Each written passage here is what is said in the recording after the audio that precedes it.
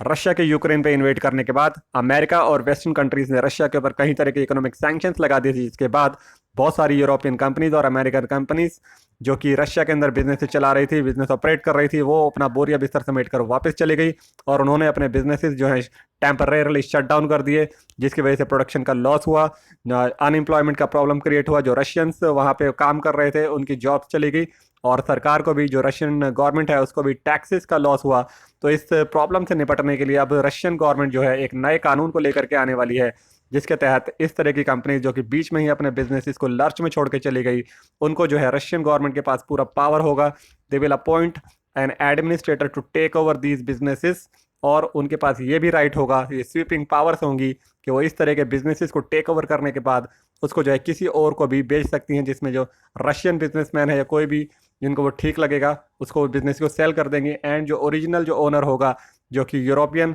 Countries या America से होगा, उसके पास उसको वापस टेक ओवर करने का कोई भी राइट नहीं होगा।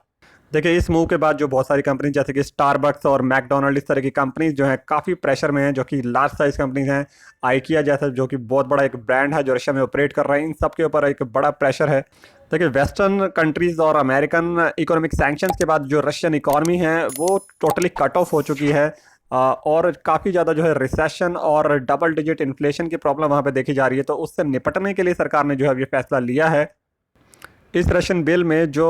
एडमिनिस्ट्रेटर अपॉइंट किया जाएगा वो अनफ्रेंडली कंट्रीज के फॉरेनर जो इन्वेस्टर्स हैं उनके लिए अपॉइंट किया जाएगा। यहाँ पे अनफ्रेंडली कंट्रीज रशिया जो है उनको बताता है, जिन्होंने रशिया के ऊपर जो है इकोनॉमिक सैंक्शंस लगाए हैं due to invasion into Ukraine.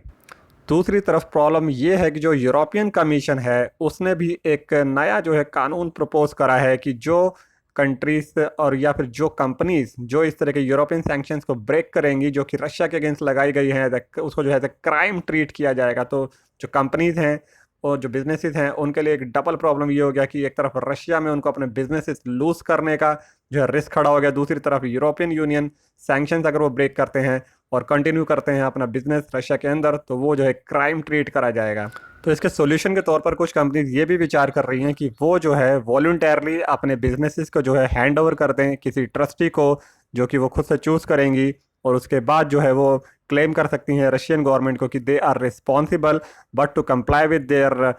Economic sanctions of their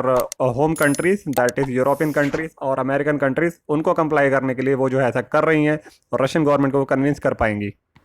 businesses के पास जो है अपने बिजनेसेस को सेल कर देना, लोकल जो बिजनेसमैन है रशियन बिजनेसमैन है वो भी एक ऑप्शन है, लेकिन हालात जो हैं अभी बिल्कुल भी ठीक नहीं है, इकोनॉमिक कंडीशन ठीक नहीं है अपने बिजनेसेस को सेल करने के लिए, इसलिए ये ऑप्शन जो है वो कंसिडर नहीं कर रहे हैं। अब समझिए, देखिए इस तरह का जो स्टैंड है वो किसी भी कंट्री के लिए ज़रूरी भी हो जाता है, क्योंकि हो सकता है कि जो फॉरेन इन्वेस्टर्स हैं, जो फॉरेन कंपनीज हैं, वो कुछ इस तरह की सर्विसेज प्रोवाइड कर रही हैं या प्रोड्यूस कर रही हैं, कोई ऐसे गुड्स जो कि एसेंशियल गुड्स में आते हैं, जैसे कि आप कोई मेडिसिन प्रोड्यूस कर रहे हैं या ट्रांसपोर्ट एंड एनर्जी की फील्ड में हैं, या इस तरह की कोई भी एसेंशियल सर्विसेज है जो कि नेसेसिटी है, और रातों रात उसका डिस्टर्ब कर देना, एकदम उसका प्रोडक्शन बंद कर देना या सर्विसेज को स्टॉप कर देना, उस कंट्री को बिल्कुल हाल्ट कर सकता है, उसको बिल्कुल स्टॉप कर सकता है उसकी रेगुलर फंक्शनिंग को।